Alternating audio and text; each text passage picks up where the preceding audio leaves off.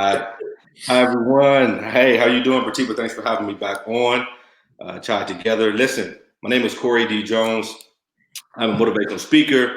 I'm a life coach. I run my own business. I am a man that wears many hats. I don't want to go into everything I do. You will find out more about me as we do this live right here. Okay, so Corey just took over because I didn't even introduce the Chai Together, and he decided to introduce himself. And it came on live as soon as you did the thumbs up, and then you started talking. I'm just like, okay. Wow. Corey, you want to introduce Chai Together? Let's see your do of it. Yeah. Let's see. Welcome to Chai Together. I have no clue what I'm doing. That's your thing, right? Hello, everyone. Welcome back to Chai Together. My name is Pratiba Day. I am your founder and host. Today, we have with me Mr. Corey D. Jones. So Corey is back again. He was on a live stream possibly 2 weeks ago. So today, we will be speaking about Black Lives Matter and Corey's personal experiences regarding being, a Black man in the United States of America and his own possible challenges and incidents that he's faced.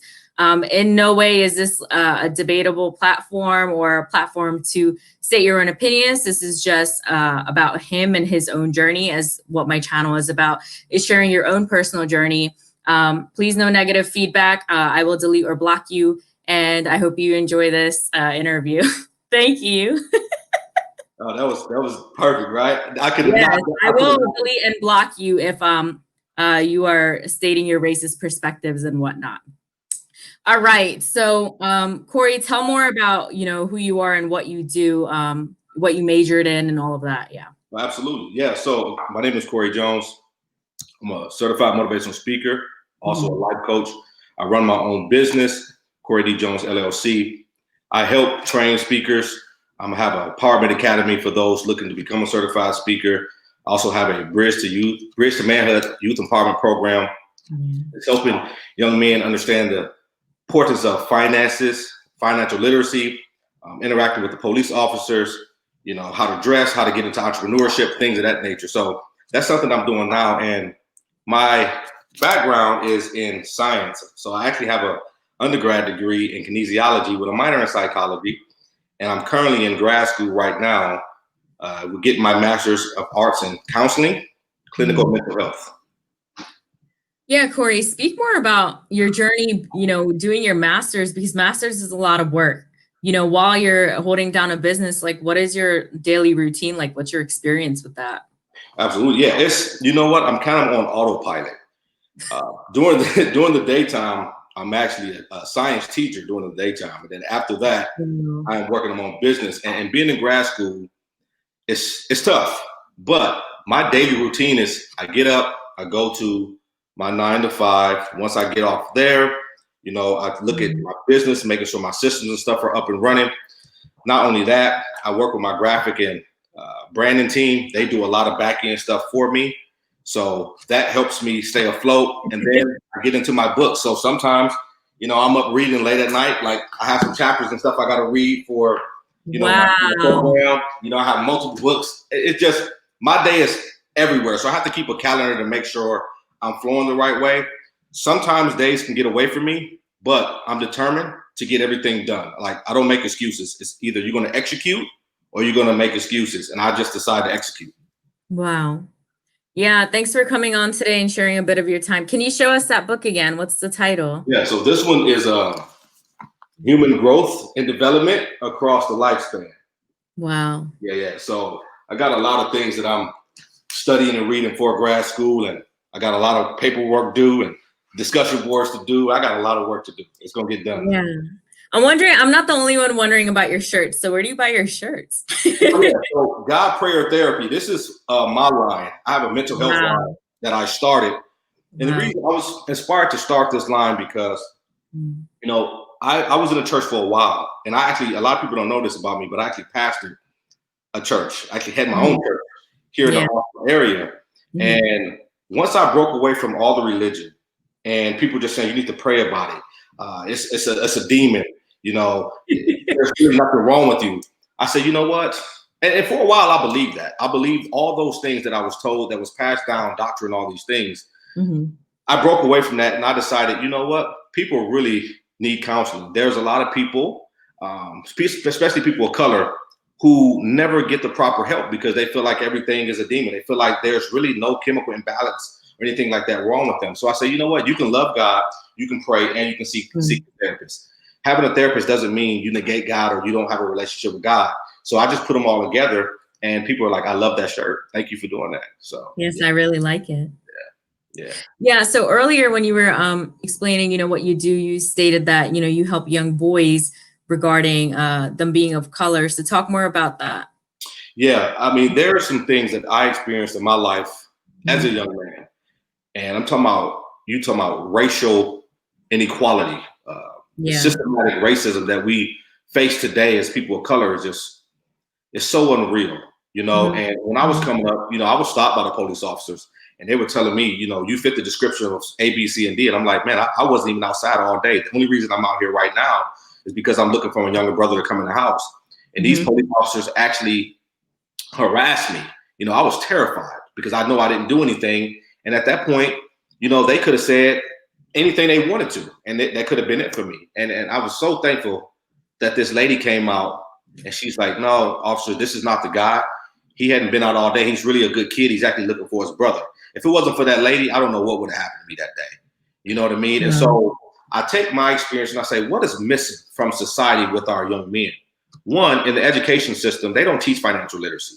You know what I mean? They show you how to get into debt by going to college. Personally, I'm in college right now, but I also feel like college is not for everybody, and I feel like it's a big hustle. You know what I mean? Yeah. These kids go to school, and they don't know how to balance a checkbook. When I was in school, they taught us how to do checkbooks. They told us, how to balance accounts, things like that. That stuff is missing, and I believe it's missing for a reason. If you're ignorant to the finances, they can keep you in the wheel, and then you'll always remain inferior, right? The dollar is very, very powerful, and so that's something I want to work on with these young men. So I teach financial literacy. I teach entrepreneurship. I teach trade schools as opposed to just going to universities. I teach young boys how to properly dress, how to interact with the police officers. That's what my program is about, Bridge to Manhood. And I think it's going to be very, very powerful. A lot of people, well, actually, I got something coming up where I'm going to speak to the foster kids about these things as well. So I just want to give back to my community any way I can. Yes, and you do. Yeah. And I can tell that you don't rest, like you need rest. Oh my God. Yeah, for sure.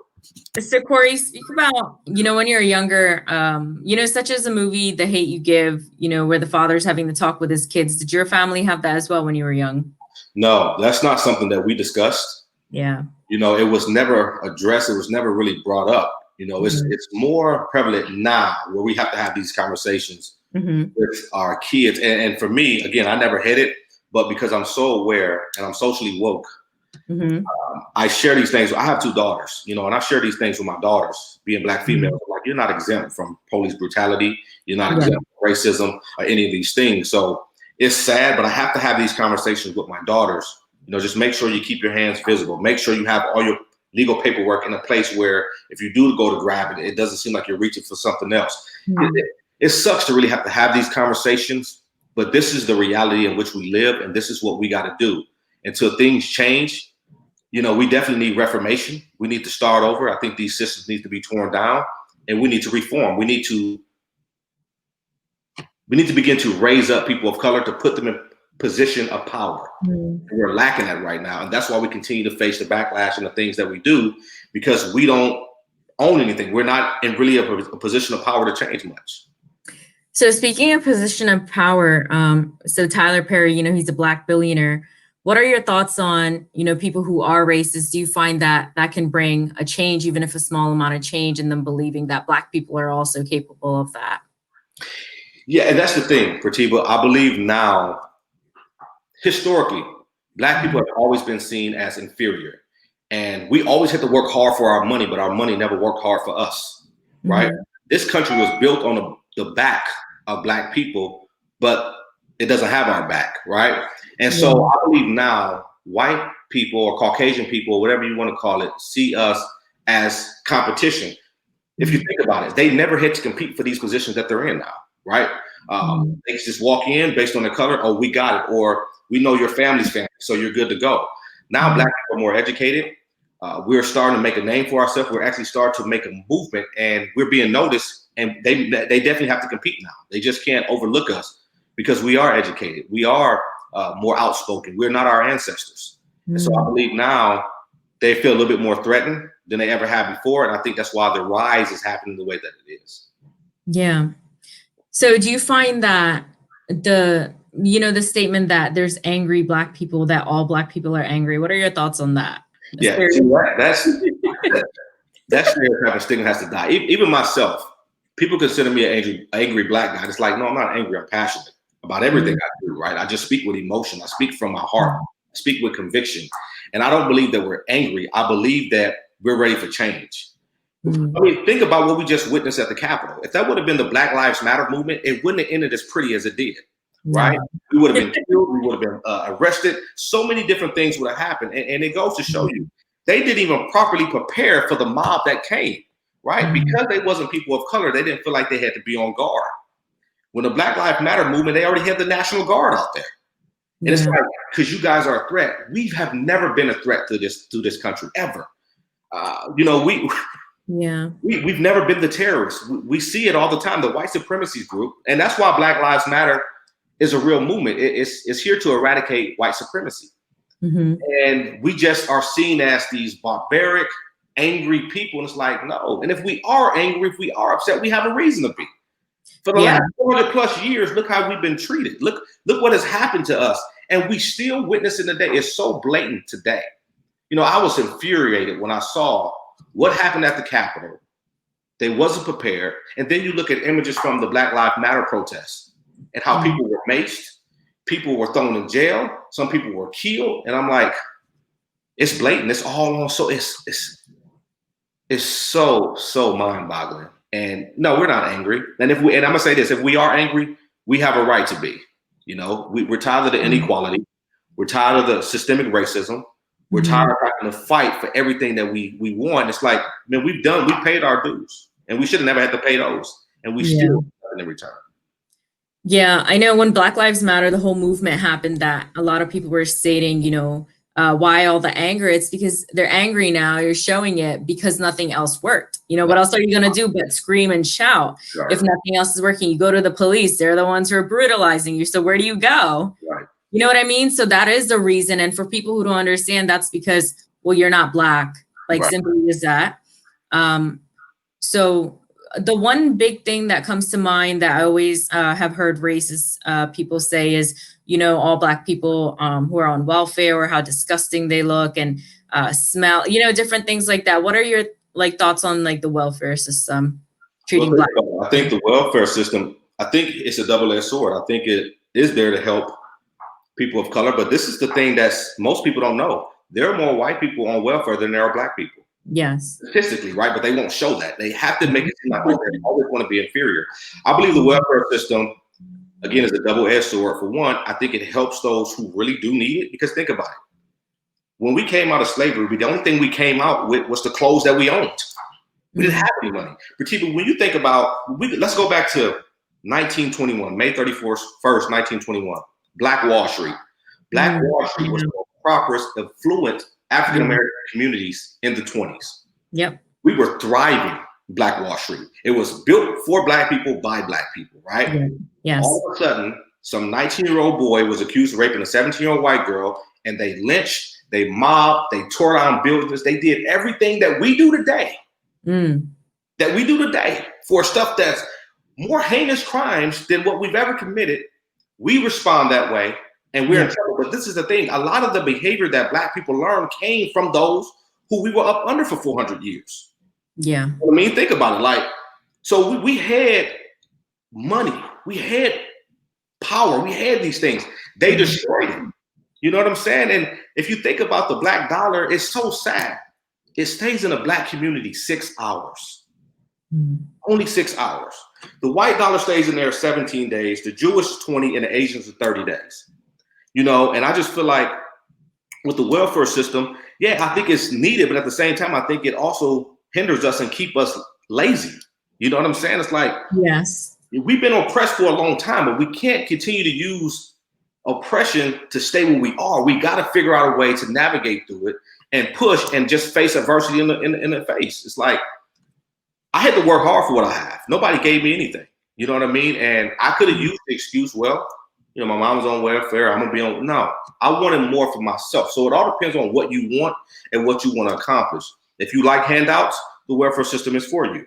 You know what I mean? I believe that's where a lot of the majority of the Democratic votes come in too. Not saying I'm Republican or Democratic, but what I'm saying is, if it's always going to be a handout to you, of course they're going to get your vote all the time, right? So I just feel like, you know, working hard for yourself and just figuring out how to navigate through all the obstacles that you have, because there's a way. People have done it.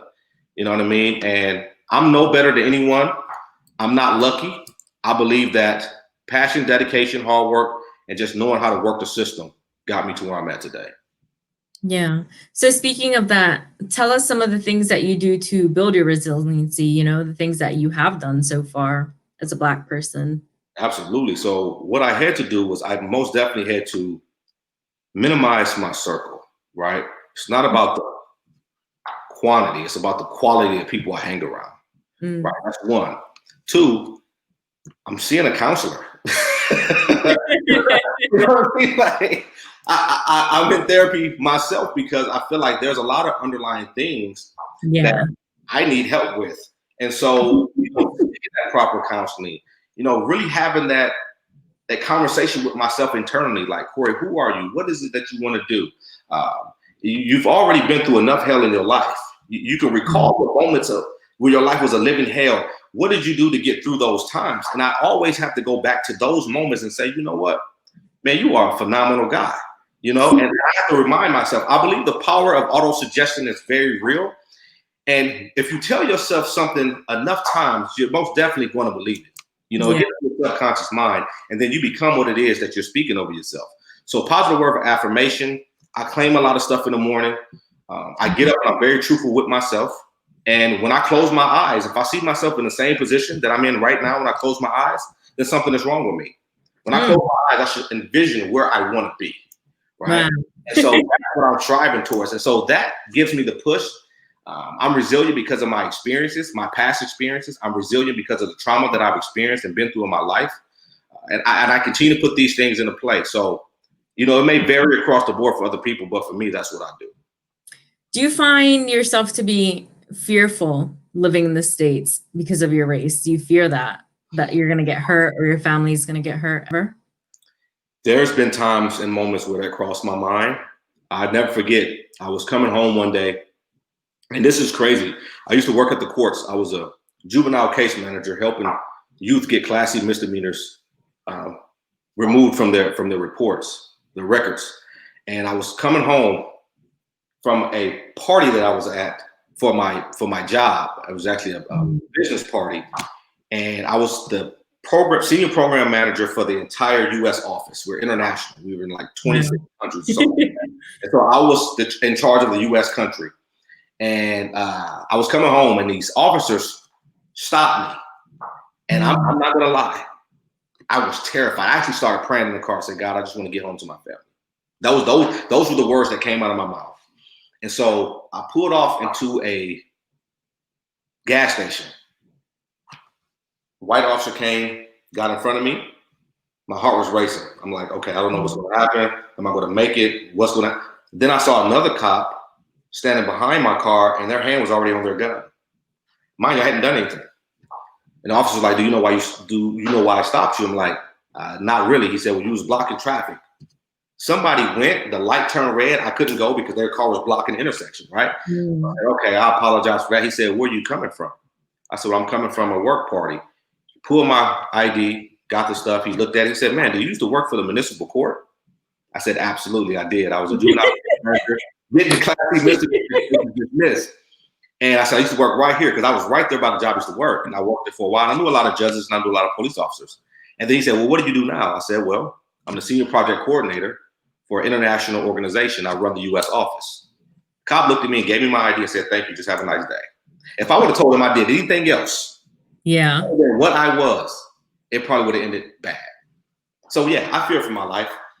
It's scary to go outside at times. I don't know if a cop is having a bad day. I don't know any of that. And it's the subliminal messages that are constantly sent through social media, through the news and all these things, and not even subliminal a lot of times, it's just like direct.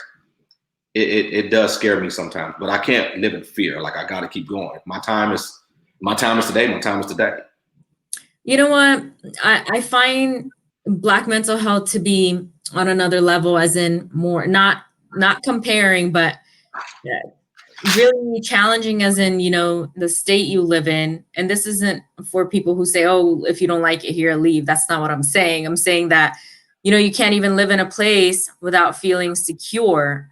And I'm not Black, so I can only imagine what that feels like. But the majority of brown and Black people who have mental health issues like depression or just fear itself and fearing to even accomplish anything, just to think, it's like mind-boggling to think that how much fear has to do with like survival. Mm-hmm.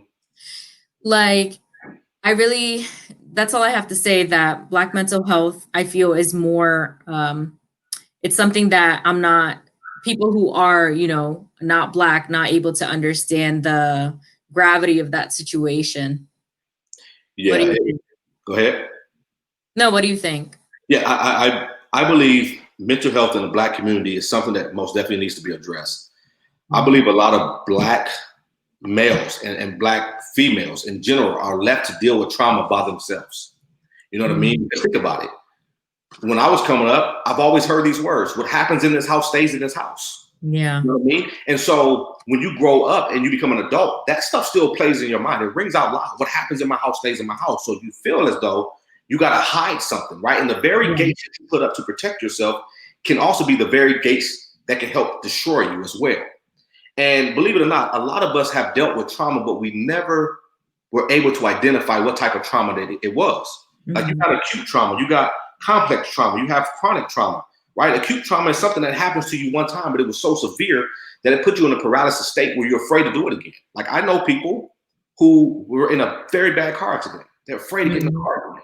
Right? You got your complex trauma, which is domestic violence. You saw it over and over again. That stuff I dealt with, you know, and then you got chronic trauma, and it's just prolonged sexual abuse, things like that. I think we've all dealt with these things, but we never label it as trauma in the Black community. We'll say again, oh, that's a demon, or you ain't nothing wrong with you, or you need to pray about it. And when somebody tell you after enough times there's nothing wrong with you, and you know there's something wrong with you, it confuses you. Yeah. And I believe that we have to do a better job in the Black community normalizing therapy. You know, we have to do a better job in the Black community identifying what trauma is. And I think because we're uneducated when it comes to trauma, because trauma is not a Black person's issue, depression is not a Black person's issue, it's a white guy's issue, right? We always talk about how white people go see counselors, Black people don't go see counselors. I was just having this conversation with a good friend of mine.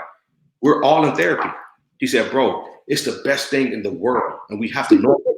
I'm like, absolutely, man. I said, especially us as males, Black males, because we have suppressed a lot of things and they lie dormant in our lives, and we walk around broken. We walk around confused, and there's so many different things. So I feel like if we don't normalize this and more Black men step up and say, no, I'm not telling you to go to counseling. I'm showing you I'm in it.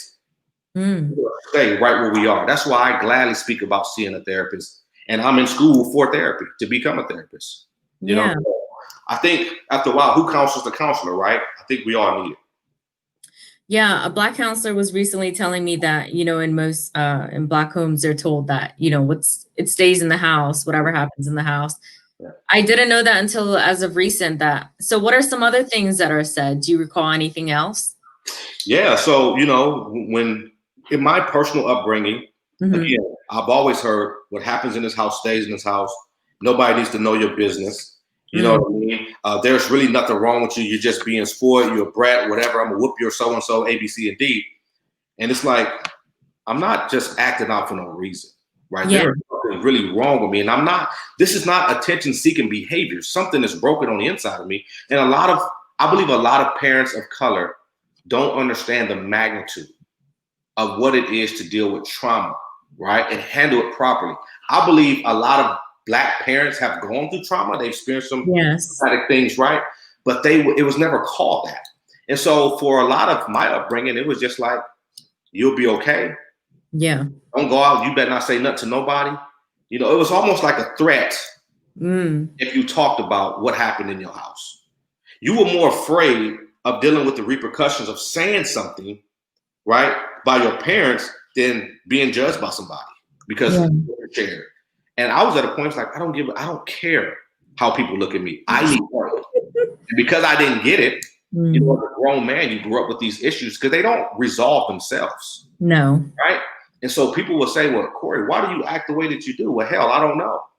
Maybe there is something, you know, maybe there is something wrong with me. And I did an entire presentation on a childhood trauma, the effects of childhood trauma and the consequences as an adult. If they're not properly dealt with, the deviant behavior that we display as grown people, it comes out and it's unattractive. People don't like it. They think something is wrong, and it is. But what can we do? Yeah. And speaking of parents, you know, Black parents have been through trauma. I have friends whose, you know, parents have picked cotton or their grandparents have picked cotton and they don't find anything to complain about. They're just pretty, you know, hardcore and shut off because that's just what they had to do to get through. And that's just survival. They don't know any better. And they don't believe in therapy either because it's kind of a bit like it didn't exist to them. You know, they don't know about it. It's something unknown. Yeah. Yeah. Well, I mean, and when I was looking up a therapist, to be fully transparent, I wanted a Black counselor. Yeah. Oh, yeah. I went down the list. Nobody looked like me. No one. So it's almost like, and I hate to say this, but I want to say it. It's almost like you're being counseled by the people who oppressed you. And you're kind of like, I don't want to talk to you because you will not relate. You don't have a clue of what I'm going through, right? There's no way you're going to be able to possibly understand how marginalized I've been my entire life. You don't understand. And so it's crazy because we don't have people of color who look like us to do these things. One, we're not pushed to be therapists. If you really boils down to it, Black boys are pushed to be football players and basketball players. Why? Because they need to get their mama out the hood. Point blank, period. Son, I need to make it so we ain't got to live here. So all that pressure's on your back. So when a young man is told you are the man of the house, I feel like that's one of the most damaging things you can tell a kid. Yeah. Think about how their mind has to switch now to be the man of the house, and they feel like they got to take on responsibilities that no child should be put in have to take on. And there's so many just different things that happen to the mind when certain things are said and certain things happen. And so I just feel like, you know, one of the reasons I'm getting into counseling because I want to be able to help people of color that look like me. I want somebody to say, you know what, here's a Black guy who's been through some things that can relate. And yeah, I got to sacrifice, you know, 3.5 years of my life for $50,000, $56,000. But if I can take this sacrifice and transform lives down the road to help these people who want somebody that looks like them to counsel them, I'm willing to put that burden on my back and carry it. Wow. And you've come so far. You know, did you see that Taraji P. Henson, she has her new show out about mental health? Oh, no, I haven't. On Facebook. Yeah, she discusses mental health. So Gabrielle Union was on there and she stated how she has a Black, you know, therapist as well because she wants someone who can relate. So I definitely can understand that. Is there something else that, you know, you want to tell the audience regarding this matter specifically?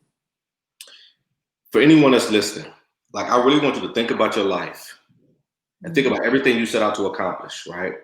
And just how life came and just disrupted your entire plan and path. And you're struggling with some things. Some of y'all right now are at the breaking point. You're ready to throw in the towel. You're ready to jump. You're ready to end it all. This is what I want to say. I want you to have that real conversation with yourself and ask yourself, why are you still here? What is your purpose? And if you can't find that, I'm going to ask you to go get help. Go see a counselor. Go see a therapist.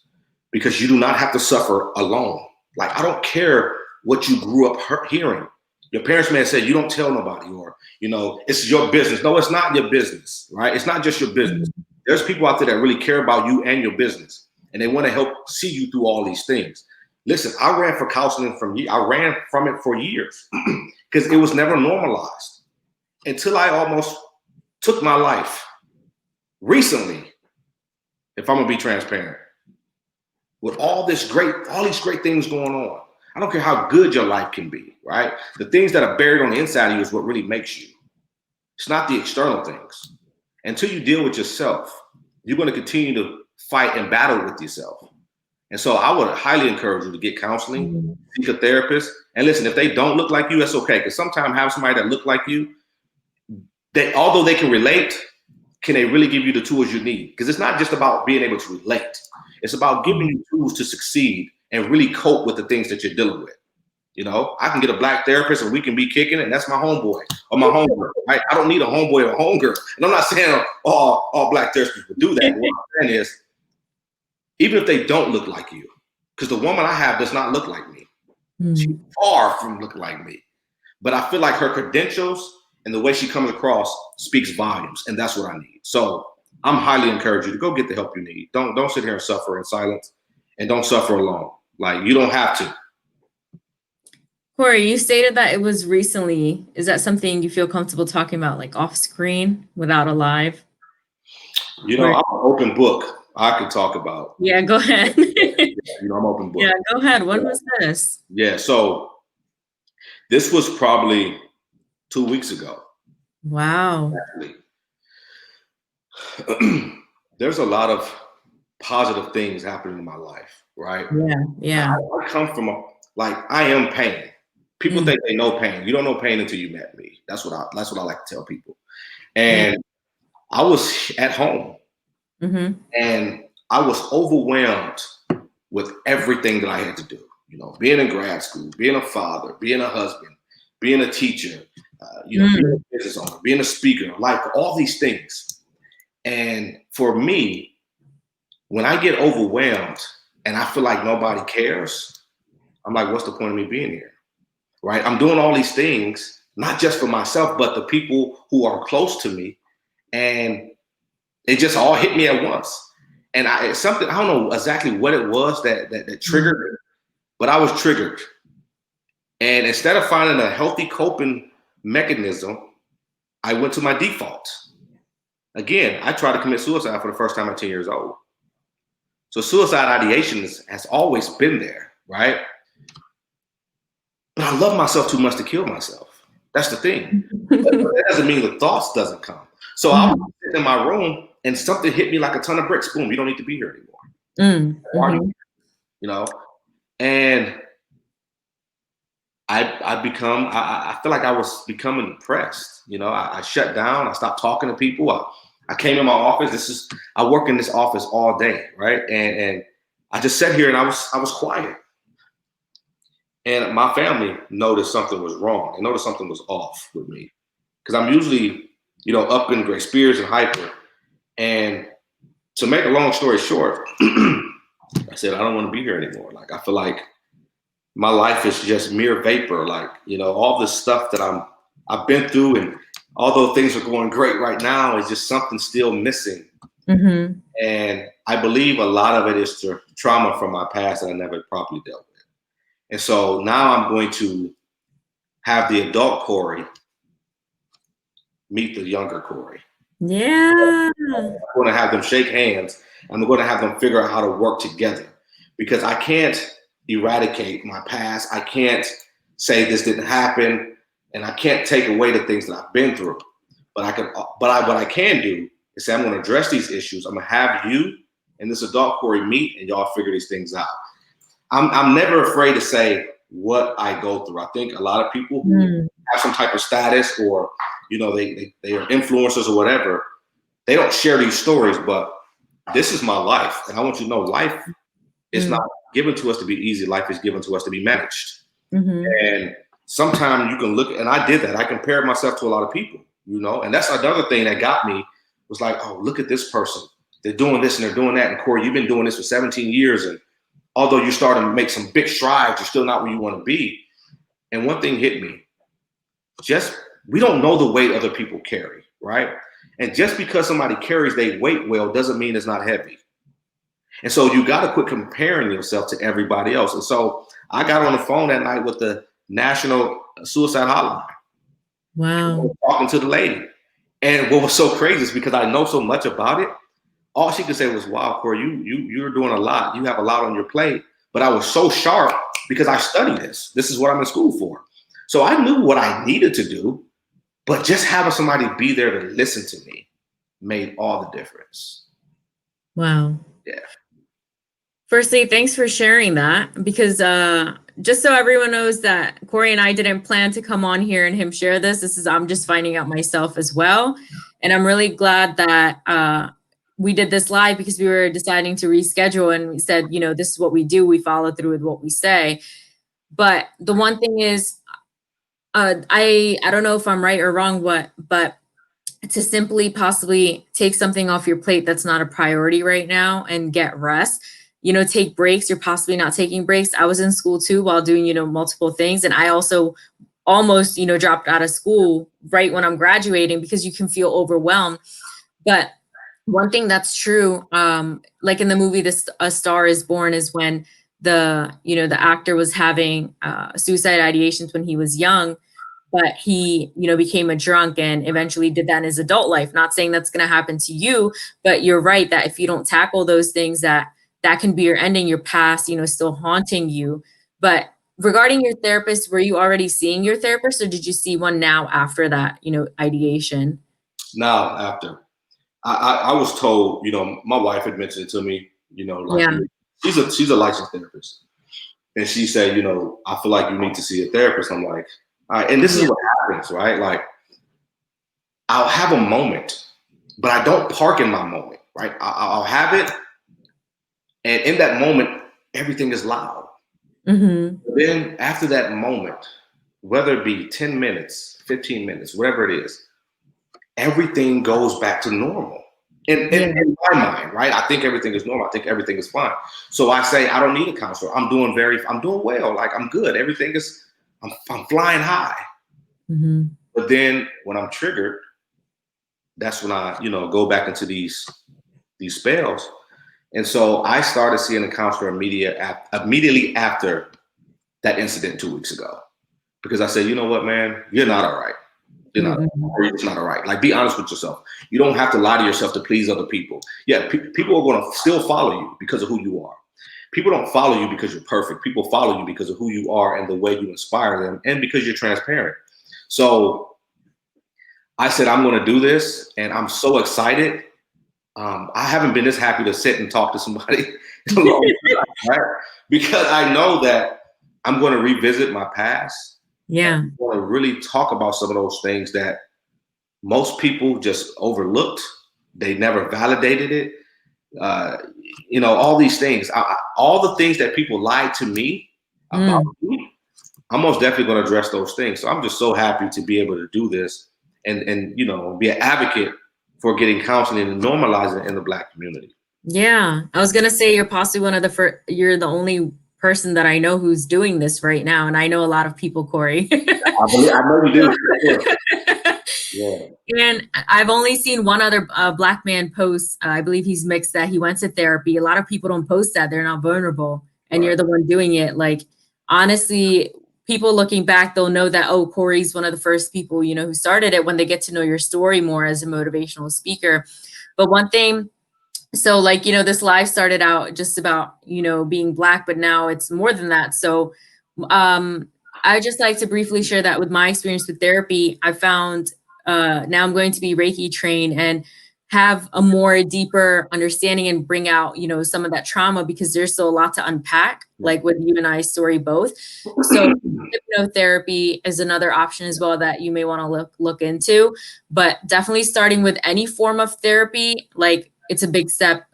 In 8 months, my life has transformed. Like, I owe my new life to my therapist, honestly. Like, I wouldn't have been able to speak or anything, So yeah, like, keep going and keep doing what you're doing. And like, this is amazing. Like, I'm glad that we had this live, like, scheduled today.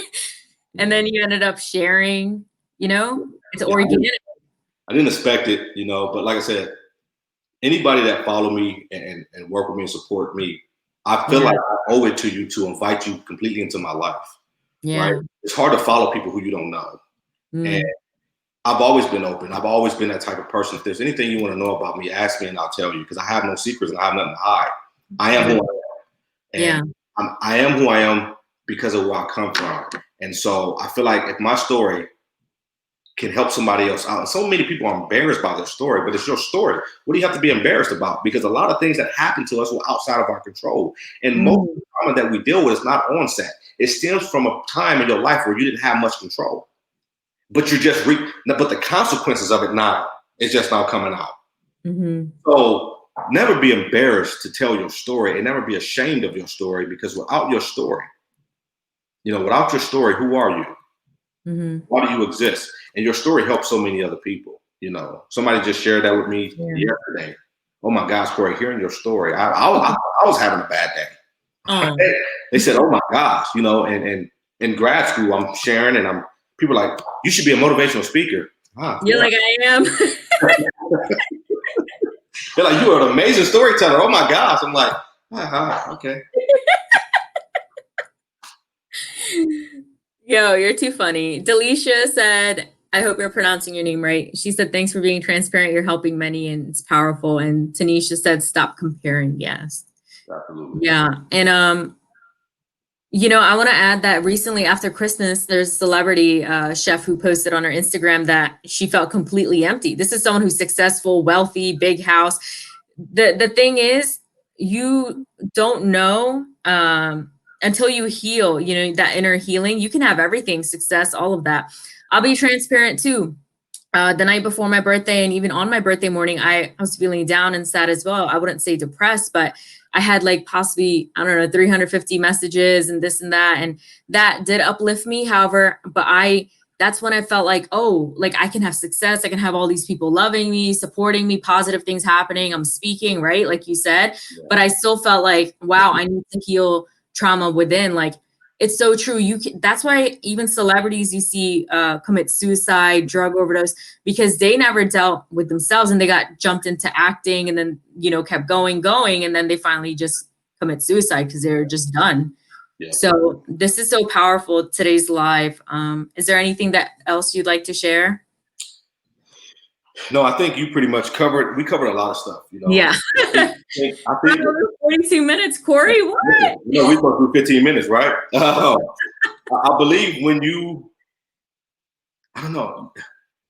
Wow. This was not by coincidence, right? I believe this was supposed to happen. This was a divine appointment to happen. And so, no, I think we covered a lot of things. Yeah. Wow. I don't have anything else to add. I mean, if there's something y'all want to know, feel free to ask me. But other than that, yeah, I'm pretty solid, I think. Wow. Yeah. We did a lot. Today's live was, it's not, we'll be honest, like, it's not something, like, I was like, oh yeah, I'm ready for another live. Like, you need rest, you want something else, but we made an appointment, we followed through, and this happened. So sometimes this is the epitome of when you don't want to do something, but you do it anyway. That quote, like people who, want to be successful, like you're tired, you don't want to do it, but you keep going. Same thing with persistence, right? Les says persistence is when, you're doing the work after being tired. So it's like, and I can tell, like, you do have some shadows under your eyes, but like, that's showing me what you've been doing. Listen, like I said, I'm on autopilot right now. Even when I try to sleep, it's hard for me to sleep because I know there's something that needs to be done. And wow, so Corey. I do believe sleep deprivation is something that we also need to make sure we don't fall into that, because that affects your mental health, your immune system. It affects a lot of different things, right? And so get the rest you need. People will lie to you and tell you. I've heard people, motivational speakers, you don't sleep, you don't sleep for 48 hours, you keep going. And I believe that lie. Until I start, wait a minute, hold on, man. I can't focus, and the stuff I'm putting out is garbage, right? Like, no, get your rest and stop listening to some of these celebrities. Yes. Yeah, this is what I'm gonna tell you.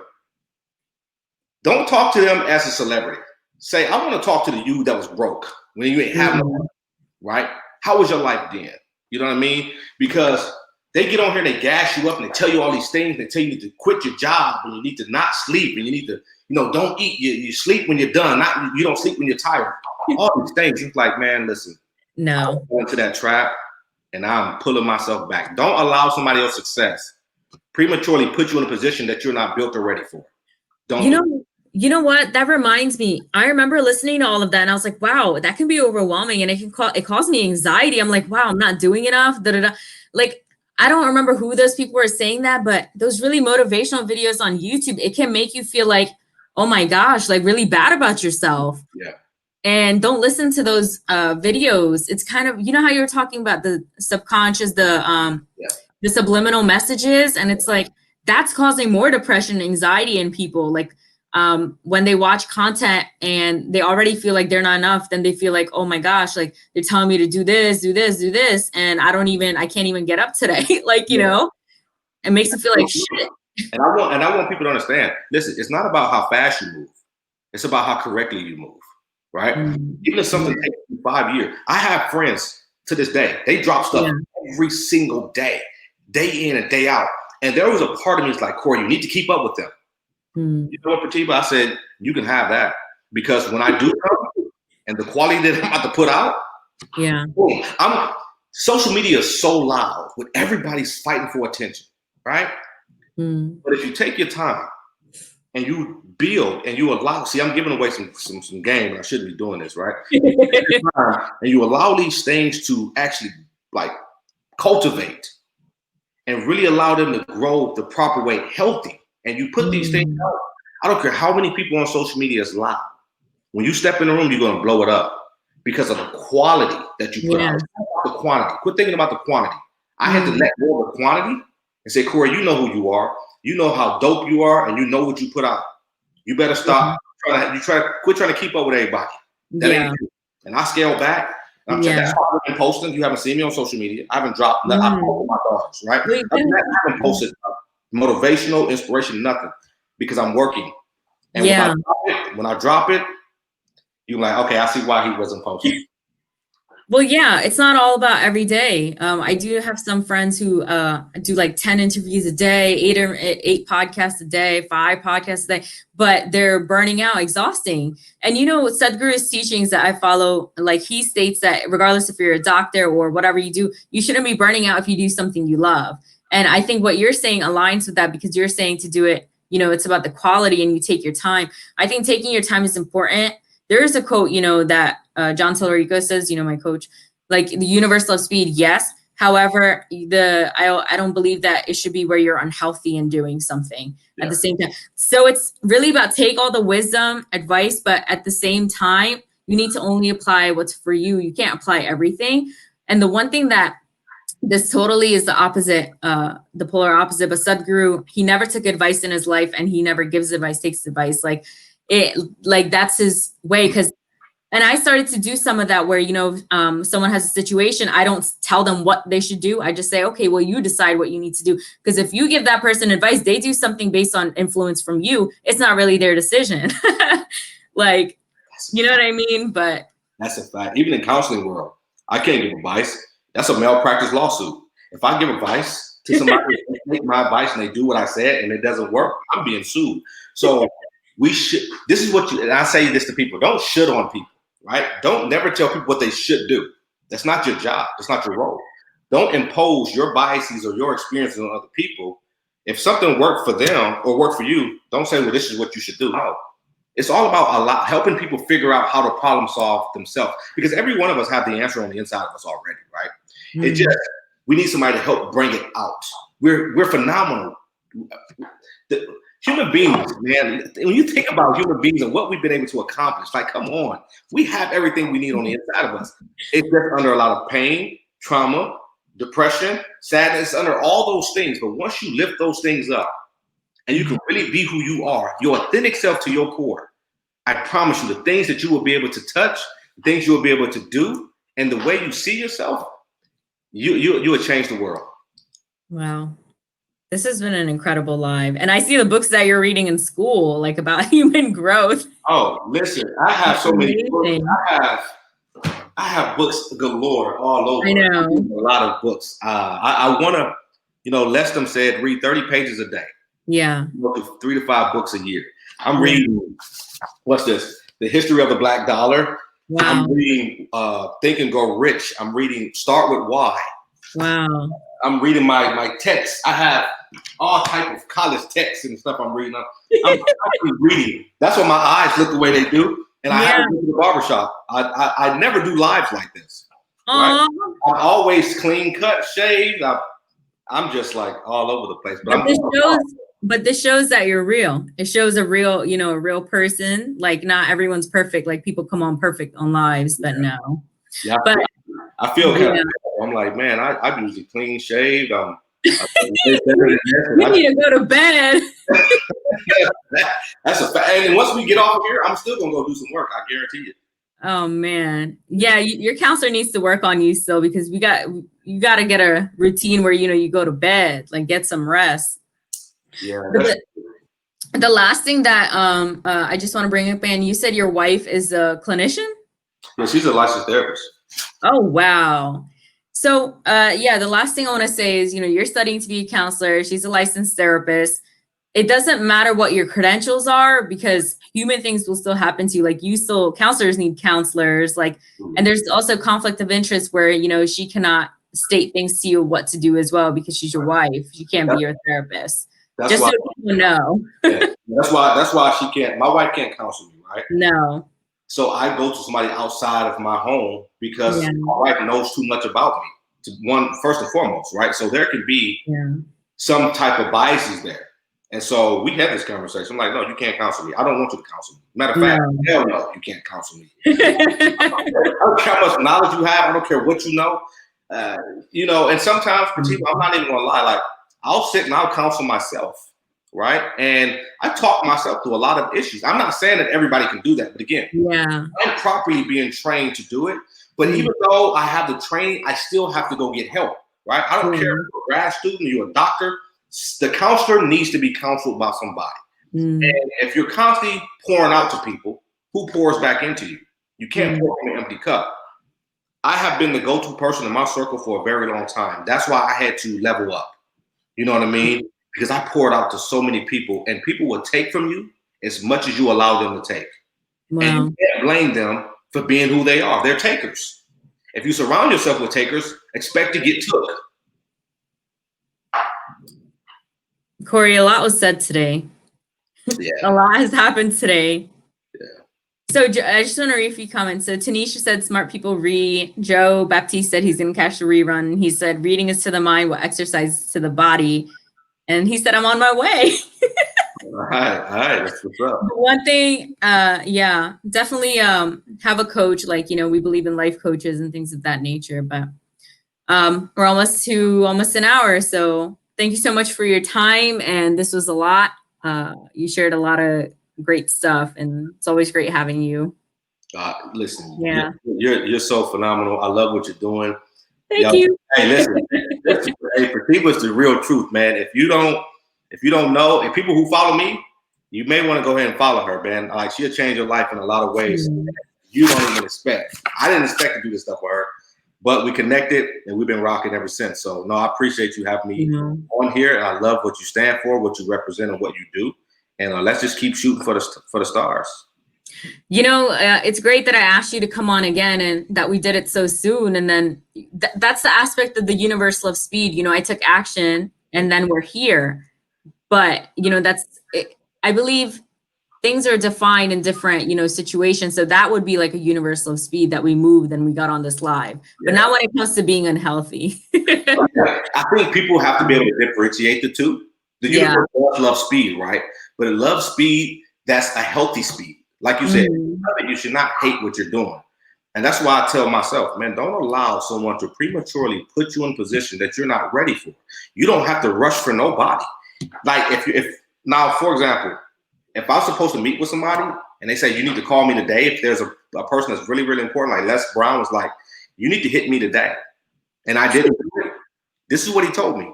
You blew your opportunity, I moved on. That's when you move, right? But when you're creating and you're building your own, you don't have to rush for nobody. You know what I mean? And I learned a valuable lesson in not hitting Les Brown the way I should have. But you know what? He still knows me. We talk. And I'm in his memory bank. He's like, man. Yeah. So, and I'm about to do some major stuff here in a little bit. So it's amazing. Yeah. So Tanisha, thank you. She said, awesome show. All right. I'm not going to keep you any longer. Thank you. Have a good night. See you later. Peace. Peace. You want to do an outro for C.H.A.I Together? No, I can't do what you do. I'll stay in my life. Wait, everyone needs to watch the beginning because Corey took over and I didn't even do a Chai Together intro. He started introducing himself. So go back to this live and watch it from the beginning. Yeah, that's my fault. That's my, hey. It's okay. It's not a fault. Yeah, it's a mistake. Yeah, big mistake, right? Thank you. All right, you have a good one. Bye.